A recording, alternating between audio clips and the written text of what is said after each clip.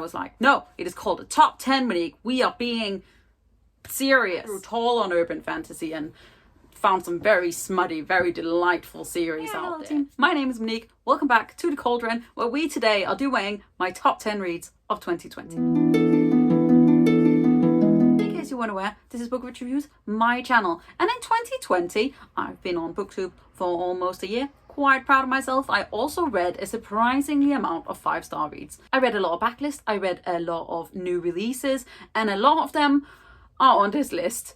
Do I love them all very much? Yes. Was it supremely hard to cut it down to just 10? And was it then really hard to like put them in a numbered order that would make some sort of sense for like how much my heart would die for them?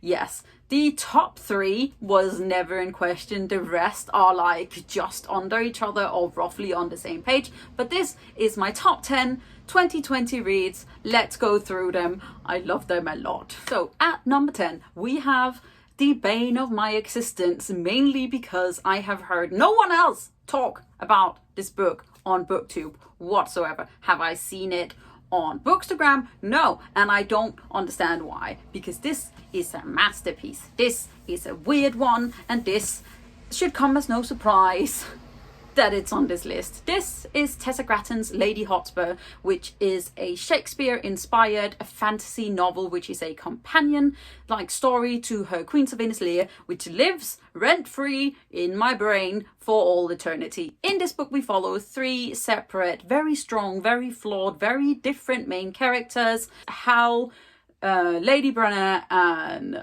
Lady Hotspur, who is a hot bisexual general who I adore with my whole heart. And basically, Lady Brenner is the former heir to a kingdom who is pushed out of her position by Hal's mother, who takes over the kingdom, and Hal becomes the prince. This world is full of gender non-binary characters, queer characters, lady knights, and just wonderful magic and prophecy. Each of these women have their own sort of road to travel and their own reason for doing certain things, and I adore each one of them. This book is weird. It is wonderful. There is some beautiful passages in it that like resonate with me, and it is also a queer love story. It's soft, it's beautiful, it has bi rep and lesbian rep, and I love it so much. Can I figure out how to explain this? No.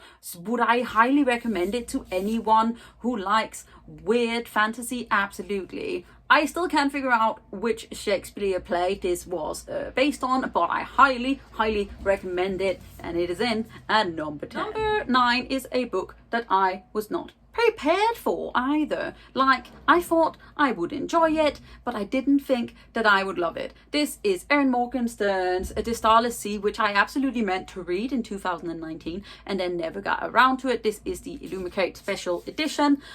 I'm very sad that I never got the Waterstones one, because I kept thinking about getting it and then I didn't, and now I love the book and now I desperately want it. But, you know, that's just the way. Anyway, this is a book about a boy and a story within a story. We have the Starless Sea, which is this weird, almost underground, almost magical place that you can only get to if your story is written into it.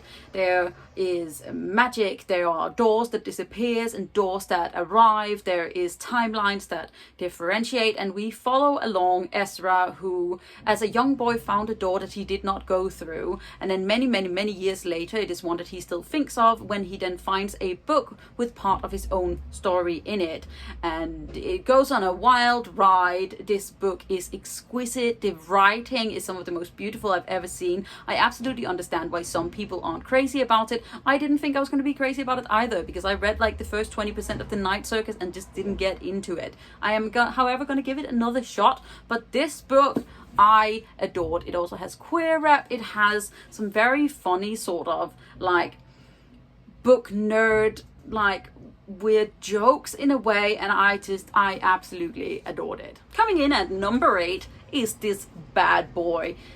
I had a hard time placing this book in my favorites because it is one of those books that does not work without the rest of the series. So I feel like the entire Chorus of Dragons series, of which this is number 3, comes in at number 8 on this list. This is The Memory of Souls by Jenn, Lyons, which, as I just mentioned, is the 3rd book in a series. The 4th book is coming out next year and I'm gonna die until I read it.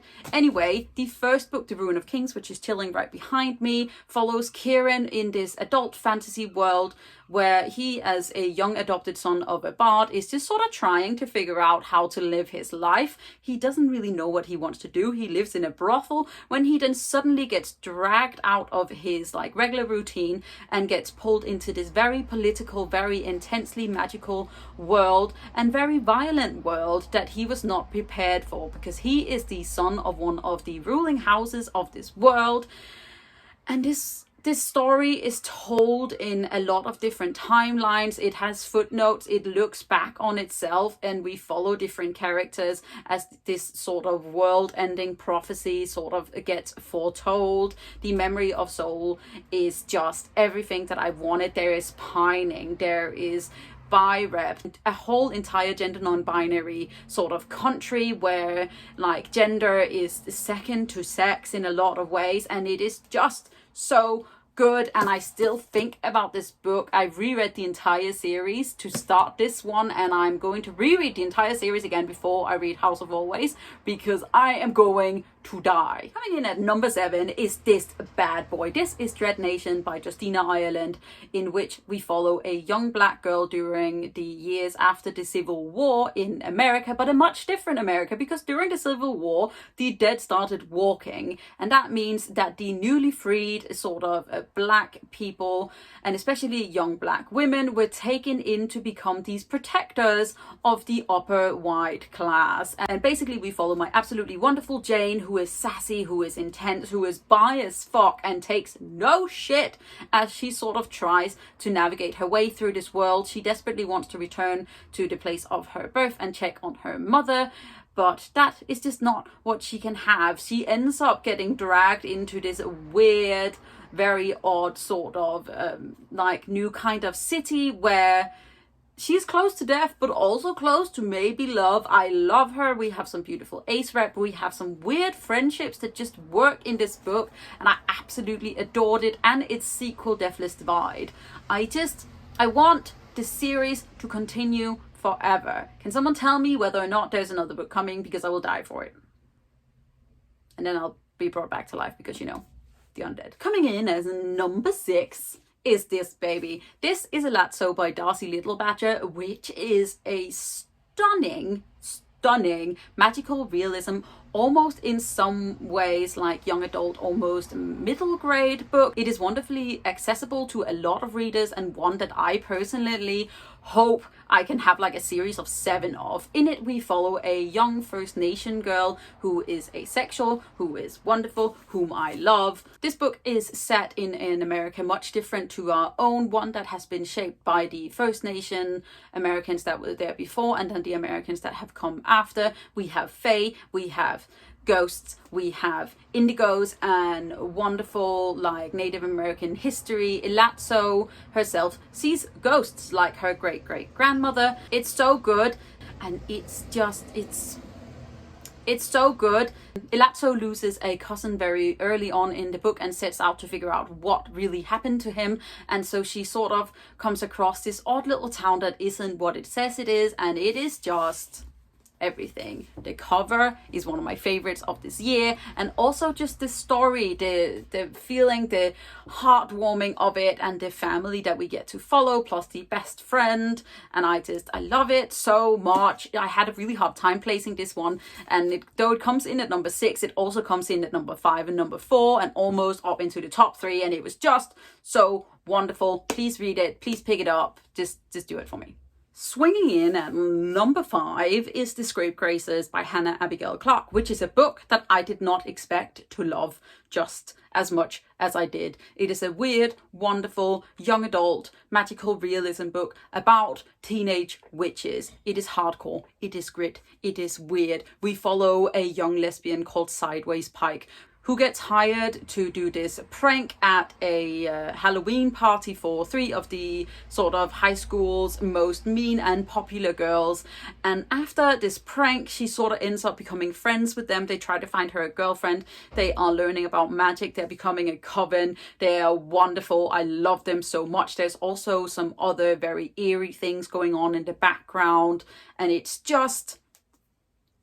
a book that I want to shout at like people to read. I want to shove it in people's faces because I have not heard nearly enough people mention it or even look at it, and it deserves all of the grace and the grandeur and beautiful. And the second book, The Scratch Daughters, is coming out next year, and I will literally give an arm and a leg to have it and read it because it's stunning and it's beautiful and it's my new little babies, and they're so mean. The girls are so mean, and it just floats my boat, rocks my boat, like clears my skin and makes me feel hydrated. Coming in at number 4 is a sort of, I don't think, a surprise to anyone really at all that knows me, and it's this little baby. This is House of Earth and Blood, Crecent City by Sarah J. Maas. I still can't figure out which one is the actual title and which one is the series. But why is Crecent City so big and House of Earth and Blood is so small? This is another one of my favorite covers of this year. This is a much acclaimed, much beloved book, and also author Sarah J. Maas writes some very beautiful young adult and new adult sort of fantasy. I adore Throne of Glass. I really like Aquavar, not as much as everyone else because Throne of Glass is my favorite. However, this is the first adult urban fantasy novel that Sarah J. Maas has written. I am aware of Sarah J. Maas's faults, but I overall think that she writes some very stunning, very intricate, very funny books that doesn't necessarily have to be like super out there and super weird, but it's just generally entertaining. And once you start, you just get sucked in and then you can't leave at all. And basically, in Crecent City, we follow Bryce Quinlan, who is part fae, part human. And in this book, very early on, a very massive, very tragic accident happens, and her whole world is turned upside down. Don't read the back of the blurb. I have made a reading blog for this. I've made a review for this. I will leave both down below with the rest of these if I've made a review for them. But basically, everything changes for her and she becomes almost a different person. And then several years later, another couple of murders sort of happens and she gets asked to help solve them. And to bodyguard her, we have Hunt Alethar, who is a fallen angel, sort of enslaved to the archangel of this like big city.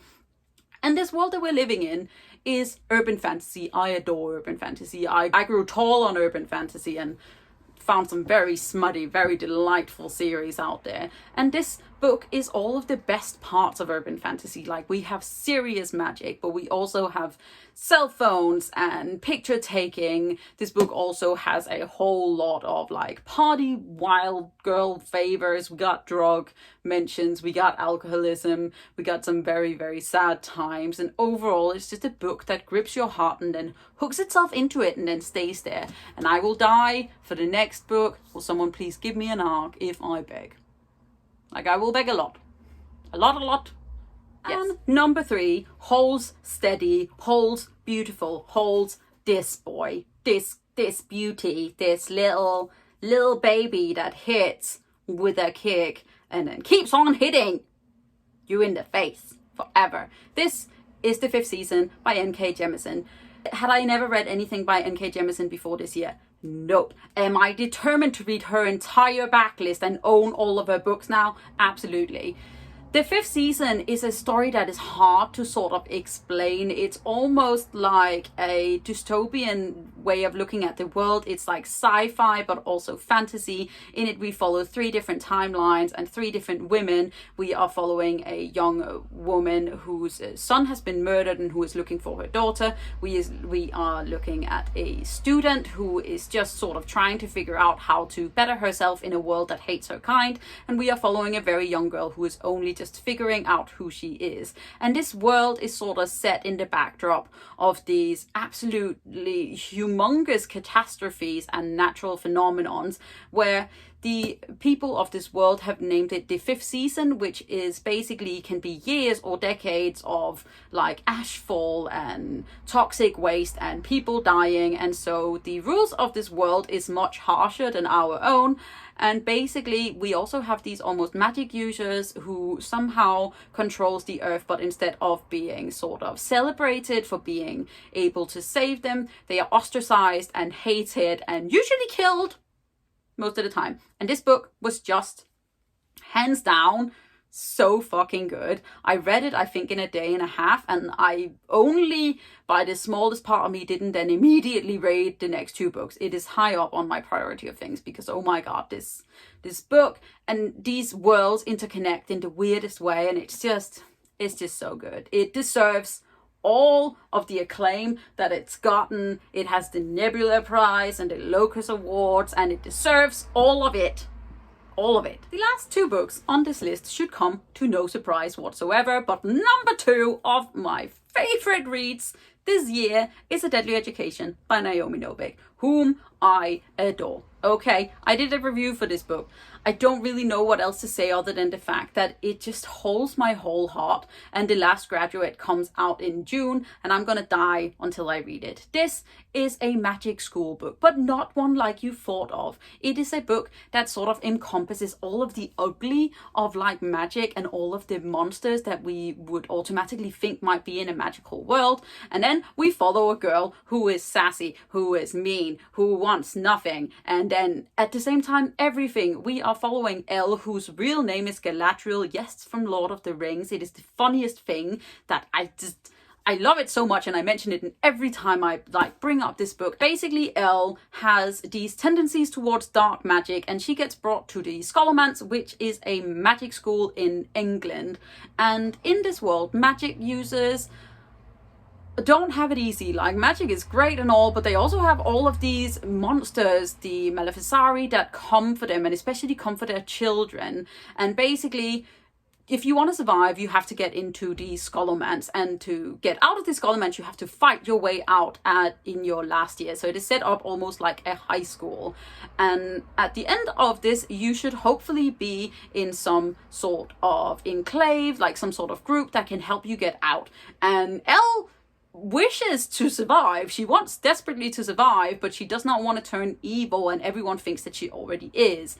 And in comes Orion, who is the shining star and a beautiful dumb baby that he is, and saves everyone all the time, even though Elle does not want to be saved. And basically, this is the story of those two butting heads, ending up in a almost fake dating trope, and I love it intensely. Did I explain that very well? No. Do I love this book with my whole heart? Absolutely. This is the absolutely stunning Owl Crate edition of this book. Do I have 3 editions of this book? Yes. Will I get just as many of the next one? Absolutely. Then, as number 1, numero uno, this special little baby that sits in my heart and cries and makes me want to reread its book again and again and again, should come to absolutely no surprise to anyone, is this one. This is my little skeleton child. This is Hera the Ninth by Tamsyn Muir. How many times have I spoken about this book? Several hundred times. Can I explain what seminary,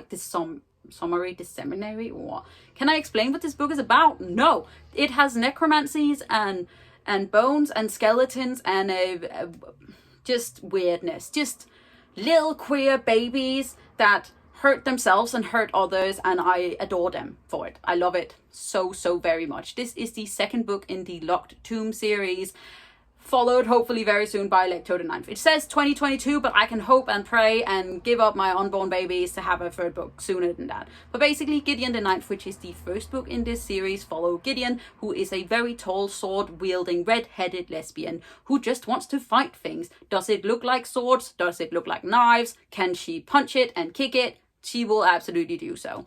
And basically, in this world, we are set in this sci-fi backdrop where they have 9 planets. They are all sort of like, their religion is necromancy, which is the death magic, basically the undoing of actual death, but you are still somehow dead.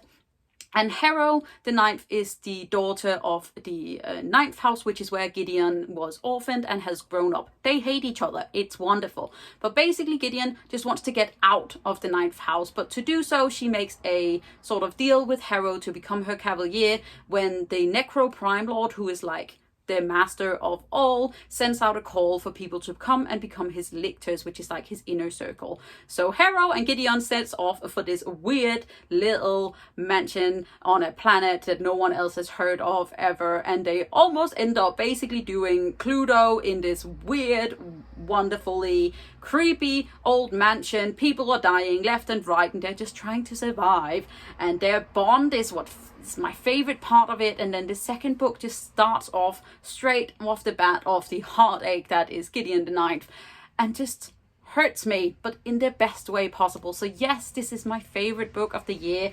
I can't stop thinking about it. Do I want to reread it every month? Yes, I can't with it. It's so weird and wonderful. And if you thought this summary didn't make any sense, the book won't either, but you'll love every second of it if you're anything like me. So this team is my baby stack. Sorry for talking so much.